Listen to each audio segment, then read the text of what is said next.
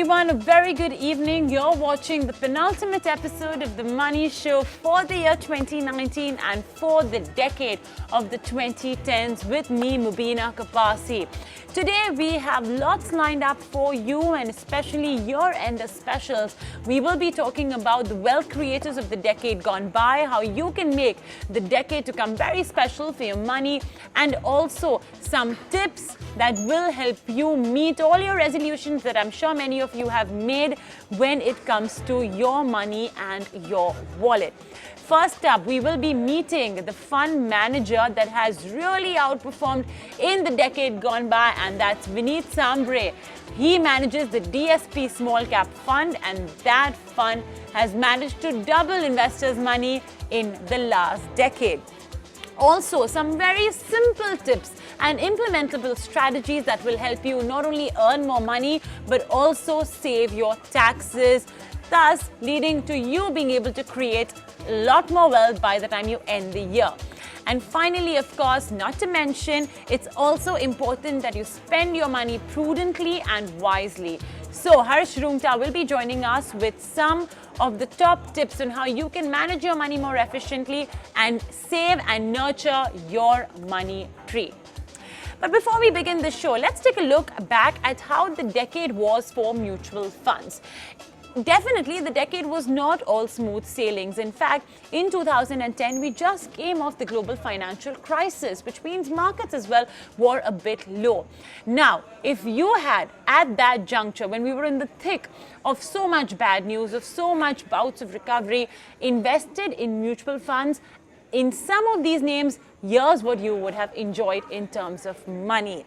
First up, the SBI Consumption Opportunities Fund, a thematic fund that has managed to return a whopping 455% in totality in the decade gone by.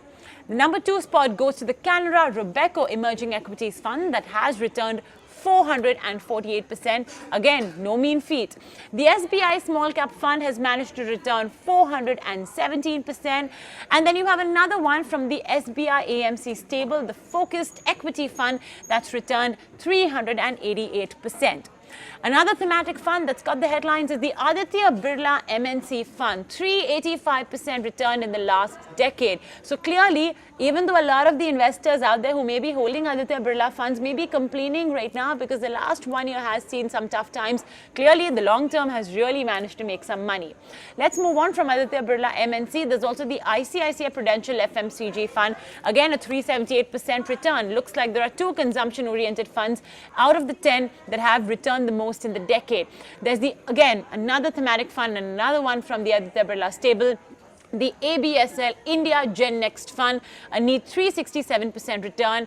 Then the DSP Small Cap Fund, 364% return. So almost 2.5 times is what it has increased your wealth by. There's also the ICICI Prudential Banking and Financial Services Fund. And finally, the Invesco India Multi Cap Fund, 358%. A great move seen in these mutual funds. So folks, we always talk about how when you invest in the markets, when you invest in the mutual fund category, you must invest for the long term because the results are clearly in front of your eyes. This is the sort of wealth that mutual funds has generated.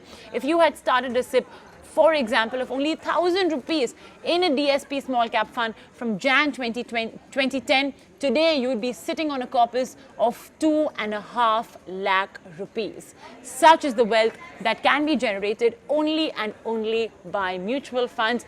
And of course, we on The Money Show are always here to help you out with that strategy. But we decided then to invite some of these top performing fund managers. And today, the fund that we'd like to talk about is the DSP Small Cap Fund. Like I mentioned earlier, just 1,000 rupee of an SIP started in Jan 2010, and today you would have a neat 2.5 lakh rupees sitting in your kitty. A return of 364% over the decade. All you need to do is be a bit disciplined and just religiously put in that SIP every month, ignoring the negative headlines, but of course reviewing your portfolio on an annual basis. Because yes, while mutual funds are for the long term, it's also important to ensure that you have your head in the game, to ensure that your goals haven't changed, your expenses haven't changed. That's the CAGR for you. Once again, if you look at it since inception, it's almost a 14.5% CAGR. That's an annual return that the DSP small cap fund has consistently given over the last 10 years. I'm pretty sure your fixed deposit as well has not managed to give such double-digit returns. The 5-year CAGR is a bit more modest at 9.37%. We are going to do a deep dive into the fund a bit more. Let's talk about some of the top stocks as well before I invite the fund manager. Small cap category, right? So the names as well are from the small cap space. Atul Limited, 4.5% of the AUM is invested in this one. From the pharma space, there's Ipca Labs, again around 4.5% invested in Ipca Labs. And then you have names like a DCB and an SRF that has approximately 3% of the AUM. APL Apollo as well, roughly around 3% and then some more names wherein around 2% is invested. So you have Naveen Fluorine, Manappuram Finance, Neel Kamal, Wellspun India, Funilex Industries. Clearly, as you can see, it's very careful stock picking, by the fund manager. So let's understand what's the secret sauce and how exactly Vinit Sambre went about generating this quantum of wealth for all of DSP's small cap fund unit holders. Vinit, thank you so much for joining us on this very special episode of The Money Show, and my compliments to you and your team for getting so much wealth generated for all of their unit holders. It's been one of the best performers of the decade gone by. So Vinit, tell us, what's the secret sauce?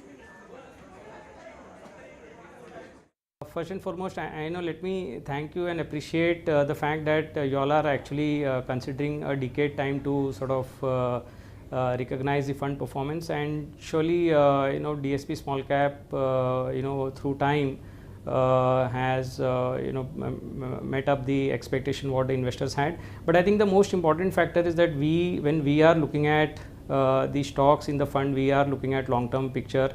If you look at the fund, the average turnover for us is about 20%, which means when we buy stocks with an average life of 5 to 6 years. Hence we would really like the investors also to align with the fact that a small cap investment is about long-term investment. We follow the core principles of investing with a long-term view, and hence we would like the investors also to align. So I think essentially the first important aspect is the duration. So if investor is really looking at long-term, investor having patience, that itself to me is one of the big alpha drivers over time.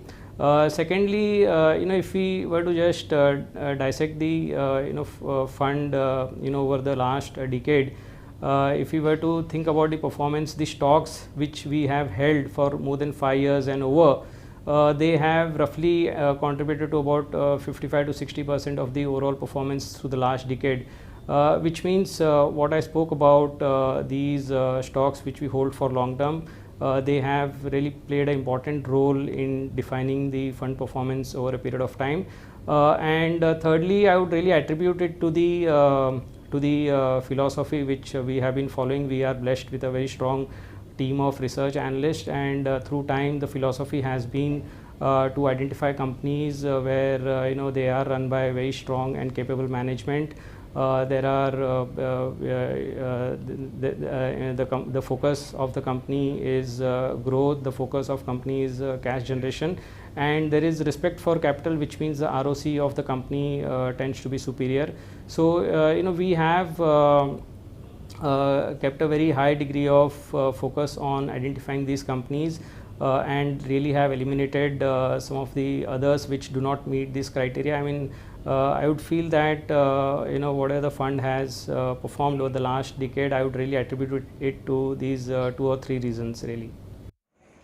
Okay. Now, Vinit, out of the last 10 years, obviously all has not been, smooth sailing, and in particular the most recent 2 years. So clearly the fund works wonders for long-term and patient investors.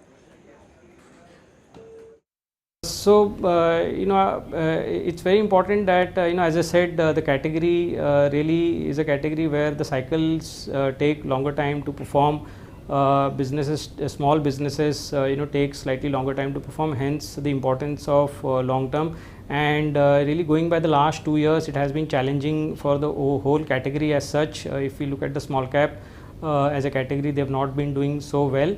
For us, we have been slightly more cautious. We turned cautious bit early in the cycle. Starting 2017, we held slight high amount of cash in the fund.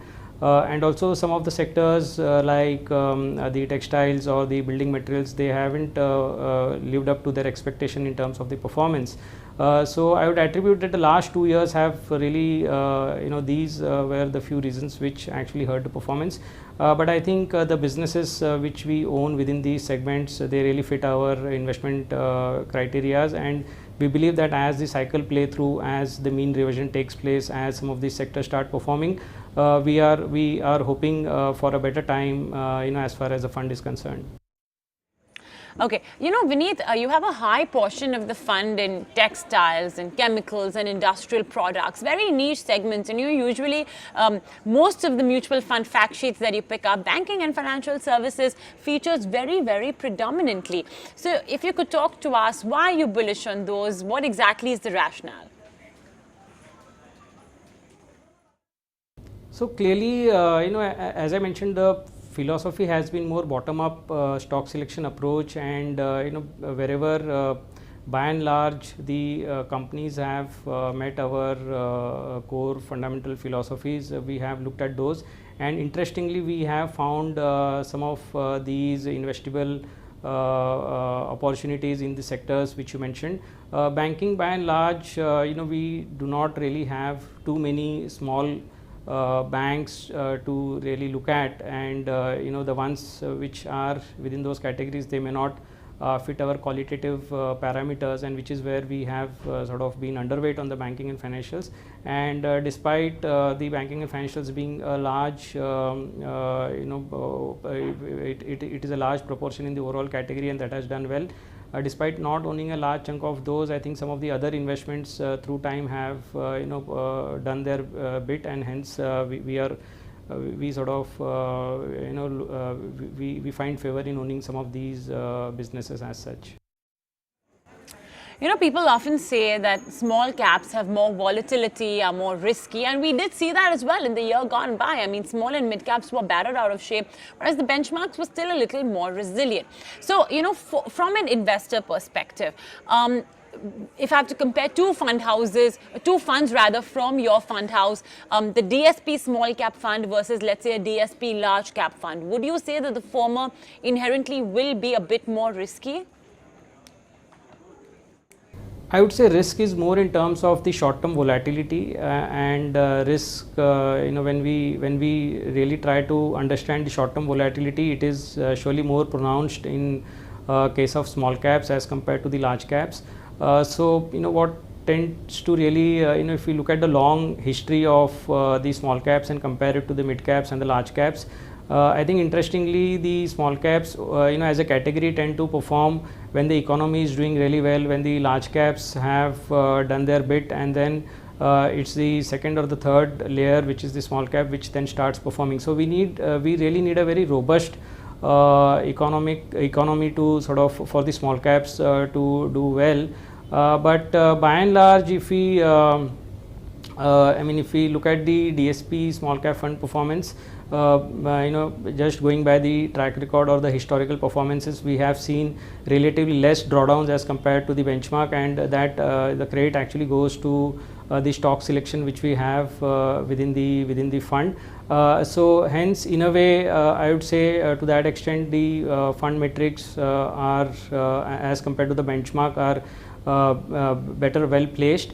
And to deal with the short-term volatility, I think investor needs to exercise patience. So also what we have seen is that over a longer term, the volatility tends to minimize, and hence things may not look rosy in the short term. But if investor has really taken a call to be with right set of companies or right set of funds and going through short-term volatility, the best way to deal with that is to stay invested, have patience, and just see the cycle flow through and wait for the cycle to change.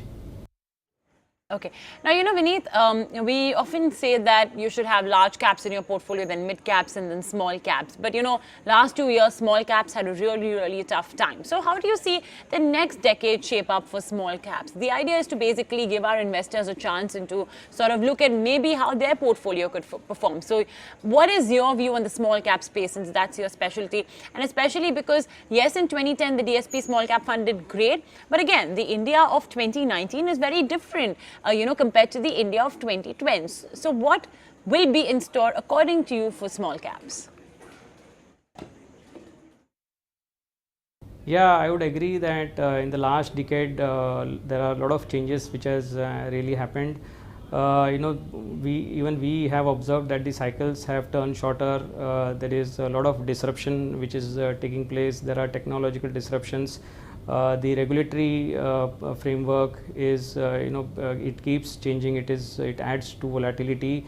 What used to be a luxury 10 years back is now become a necessity. There is a change in the pattern in which people are consuming various products. So I think we have seen a lot of change, but actually what has not changed as far as the investment is concerned are the core principles of investment. So while we may change our mix of stocks or sectors depending upon how the economies change, how the taste and preferences change, but the core philosophy of looking at companies with high cash flows, with high ROC, I think those will remain intact for us. We are hoping for continuity of interesting times for the small caps. We believe there are a lot of opportunities within the small cap. We have seen many entrepreneurs who are very aspirational. They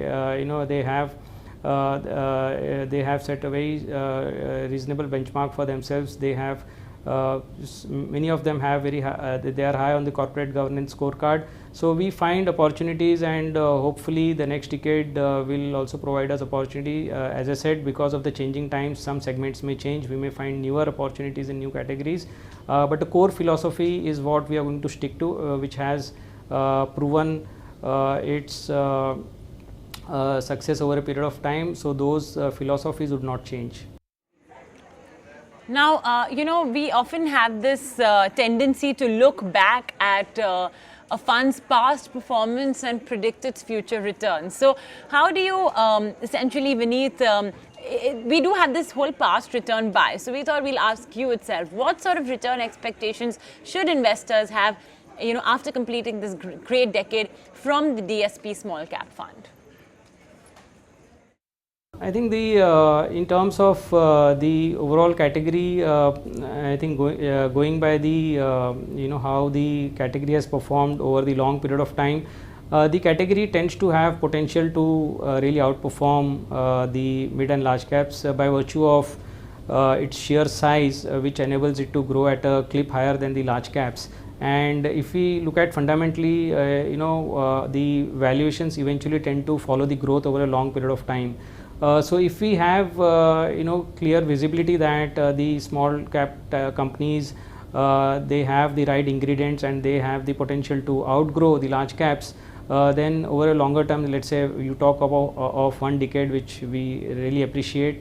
So over a decade, if these companies continue to outgrow the large caps, I believe the sustainability of returns and the investors' expectation would be met by virtue of investing in this category. Let me put a caveat: this category in the short term tends to remain volatile, and investors need to really exercise patience. They need to have a really long-term view before looking at this category. All right. And, just to wrap up our conversation, Vinit, what's your vision of what the fund can do in the decade to come? How can it help investors create wealth? So I can't definitely put a number, but I can qualitatively say that we are very focused on achieving our core investors objective. That for us remains the topmost criteria and priority. And if required, to be in sync with the investors' objective, we in the past also we've taken the call to shut the fund for flows. So for us, quality over size matters, and with that in view, whatever action is required in the investors' interest, that will keep following the mandate and true to the label and true to our philosophy. We won't change the philosophy. So I think if we can be confident about maintaining our investment philosophy to the investors, I think that is one of the great comforting factor, and they can look up to remaining invested over a longer term, and hopefully we will be able to satisfy their objective. Okay, well, on that note, Vinit, thank you so much for joining us on ET Now. Congratulations on the accolades received on being one of the best performers of the decade, and we hope that your fund continues to generate wealth for investors in the decades to come. And moving on, as we end the penultimate year of the decade, let's take a look at all the members of the $1 billion club who've climbed the ladder of success and the ones who faltered on their way.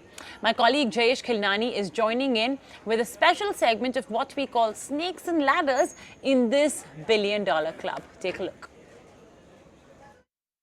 So to give you perspective, the world's 500 wealthiest people, they have added more than $1 trillion to their wealth, and some of them have, of course, mopped up by Indian names as well. Let's have a look at them. Of course, top of the list is Mr. Mukesh Ambani. His net worth stands at more than $60 billion, of which nearly $17 billion has come in this year itself. But this year has been more about Reliance as well, the first company in India to hit 10 lakh crores, and that's the reason we are seeing him on top of this list as well.